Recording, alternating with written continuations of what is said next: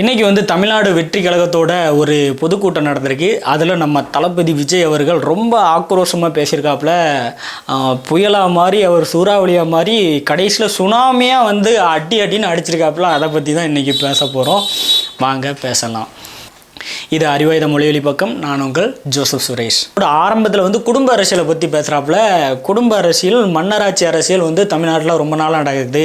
கருணாநிதி ஆட்சி பண்ணார், அதுக்கப்புறம் அவருடைய பையன் ஸ்டாலின் அவர்கள் ஆட்சி பண்ணுறாரு, அதுக்கப்புறம் உதயநிதி ஸ்டாலின் வந்து துணை முதலமைச்சர் ஆகிட்டார், அதுக்கப்புறம் இன்பநிதி ஸ்டாலினும் வந்துட்டார். அப்படிங்கிறது தான் அந்த குடும்ப அரசியல், அந்த மன்னராட்சி அரசியல். இது வந்து உண்மையிலேயே வந்து வரவேற்கக்கூடிய விஷயம். இந்த குடும்ப அரசியலையும் மன்னராட்சியும் பற்றி ரொம்ப தைரியமாக விஜய் வந்து பேசக்கூடிய விஷயங்கள். அதுவும் மறுபடியும் அவருடைய கட்சியில் உள்ளவங்க இதை பற்றி பேசுகிறாங்க. இதுதான் வந்து அந்த குடும்ப அரசியல் அப்படிங்கிறது தான் ஒரு மோசமான சனாதானம் அப்படின்னு நாம் சொல்கிறோம். இது சனாதானம் அப்படிங்கிறது திருமாவளவனுக்கு தெரியும், ஆனாலும் அவர் சகிச்சுக்கிட்டு போயிடுவார். இது வந்து சனாதானம் அப்படிங்கிறது விஜய்க்கு அவர்களுக்கு தெரியுமா என்னன்னு தெரியல. ஆனால் வந்து அவர் குடும்ப அரசியலுன்னு எதிர்க்கிறதே வந்து நம்ம வரவேற்கத்தக்க ஒரு விஷயம். அடுத்ததாக வந்து நம்ம தளபதி விஜய் அவர்கள் முக்கியமாக பேசின விஷயம் வந்து தமிழ்நாட்டோட சட்டம் ஒழுங்கு ரொம்ப மோசமாக இருக்குது. அதுவும் முக்கியமாக பெண்களுக்கு எதிராக வந்து ரொம்ப மோசமாக நடக்குது. இந்த ஆட்சியை வந்து பெண்கள் தான் முடிச்சு வைக்க போகிறாங்க அப்படின்னு சொல்கிறாப்புல. இதை எல்லாமே வந்து நாம் ஏற்றுக்கிடுறோம்.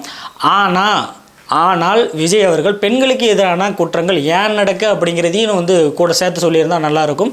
பெண்களுக்கு எதிரான குற்றங்கள் எல்லாத்தையுமே வந்து நாம் கவனித்து பார்த்தா அதுக்கு எல்லாமே பின்னாடி வந்து சாராயம், மது, டாஸ்மாக் இதுதான் காரணமாக இருக்கும். ஆனால் வந்து விஜய் 17 நிமிஷம் பேசினாப்புல. ஆனால் 17 நிமிஷத்தில் இந்த டாஸ்மாக்கை பற்றியோ, இல்லை டாஸ்மாகில் நடந்த மிகப்பெரிய ஊழலை பற்றியோ, இல்லை இந்த சாராய கடைகள் அதை பற்றியோ ஒரு வார்த்தை கூட பேசலை. ஆனால் நாங்கள் பெண்களின் பாதுகாப்பை 100% உறுதி செய்வோம். நாங்கள் ஆட்சிக்கு வந்தோடனே பெண்கள் பாதுகாப்பை உறுதி செய்கிறது தான் எங்களுடைய வேலை அப்படின்னு சொல்கிறாரு. சாராய கடையை பற்றி பேசாமையே.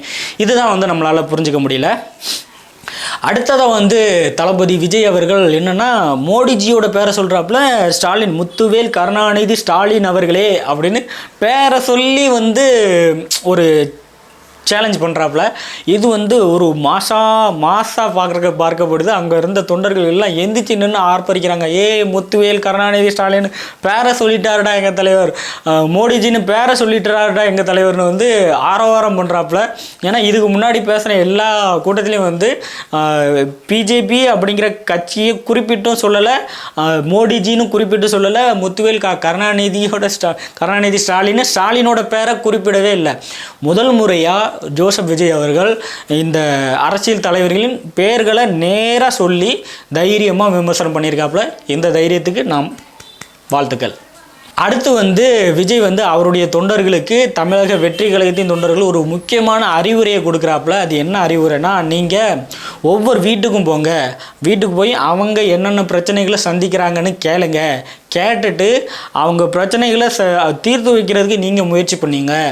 அப்படின்னா தான் அவர்களின் நம்பிக்கையை நீங்கள் பெற முடியும். அப்படி அவர்களுடைய நம்பிக்கையை பெற்றுட்டீங்கன்னா நீங்கள் வந்து அதுக்கப்புறம் நிமிர்ந்து பார்த்தீங்கன்னா அங்கே வந்து நம்ம தமிழக வெற்றி கழகத்தின் கொடி கம்பீரமாக பறக்கும் அப்படின்னு சொல்கிறாப்புல.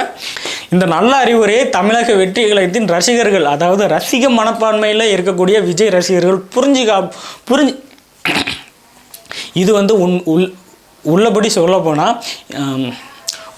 சொல்லப்போனால் இது வந்து மிக சிறப்பான அறிவுரை. ஆனால் இந்த அறிவுரை அப்படிங்கிறது தமிழக வெற்றி கழகத்தின் தொண்டர்களுக்கு, அதாவது விஜய் ரசிகர்களுக்கு புரியுமா அப்படிங்கிறது தான் கொஞ்சம் சந்தேகமாக இருக்குது. புரிஞ்சிச்சு அப்படின்னா அவங்க வந்து ஜெயிச்சிருவாங்க அரசியலில். கிட்டத்தட்ட அதே வந்து மக்கள் நம்பிக்கையை சம்பாதிக்கணும் அப்படிங்கிற ஒரு நிலைப்பாட்டிலே அவங்க தொடர்ந்து நின்னாங்கன்னா கண்டிப்பாக மக்கள் வந்து அவங்கள ஒரு நாள் ஆதரிப்பாங்க. கண்டிப்பாக அவங்களும் வந்து ஒரு அரசியல் சக்தியாக தமிழ்நாட்டில் எந்திரிச்சு வர முடியும். ஆனால் கடைசியாக வந்து விஜய் வந்து ஒன்று சொன்னார், அதை தான் வந்து ஏற்றுக்கவே முடியாது. என்னென்னா 2026 தேர்தல் வந்து ரொம்ப வித்தியாசமாக இருக்க போது. அந்த வித்தியாசமான தேர்தலில் தமிழக வெற்றி கழகத்துக்கும் திமுகவுக்கு தான் நேரடியான போட்டி, வேறு எதுவுமே கிடையாது அப்படிங்கிற மாதிரி சொல்லிட்டாப்புல. இதை தான் வந்து ஏற்றுக்க முடியாது. அப்போது தமிழக வெற்றி கழகம், திமுக 2 கட்சியும் மட்டும்தான் இருக்குன்னா அப்போ மற்ற கட்சிகள்லாம் வந்து பல்லாங்குடி விளாண்டுக்கிட்டு இருப்பாங்களா, இல்லை பாயாசம் கிண்டிக்கிட்டு இருப்பாங்களா அப்படிங்கிற ஒரு கேள்வியை வந்து நாம் வந்து கேட்க வேண்டியதாக இருக்குது. இருக்குது. அதுக்கு பின்னாடி அதிமுகன்னு ஒரு பெரிய கட்சி இருக்குது, பிஜேபி அவங்க கூட கூட்டணி போகிறாங்க, அதுக்கப்புறம் நாம் தமிழ் கட்சி இருக்குது. இந்த முக்கியமான கட்சிகள் வந்து எதிர்கட்சிகளாக செயல்பட்டுக்கிட்டு இருக்காங்க தொடர்ச்சியாக. இவர் வந்து ஆடிக்கு ஒரு தடவை அமாவாசைக்கு ஒரு தடவை வந்து பேசிட்டு நாங்கள் எங்களுக்கும் திமுகவுக்கும் தான் வந்து போட்டி அப்படின்னே வந்து சொல்கிறத நாம் ஏற்றுக்க முடியாது. அடுத்து கடைசியாக சொல்கிறாரு, கடவுளால் உருவாக்கப்பட்ட எதையுமே வந்து தடுக்கவே முடியாது. ஒரு புயல் வந்துச்சுன்னா அது மனுஷனால் தடுக்க முடியாது, ஒரு சூறாவளி வந்துச்சுன்னா ஒரு சுனாமி வந்துச்சுன்னா மனுஷனால் தடுக்க முடியாது.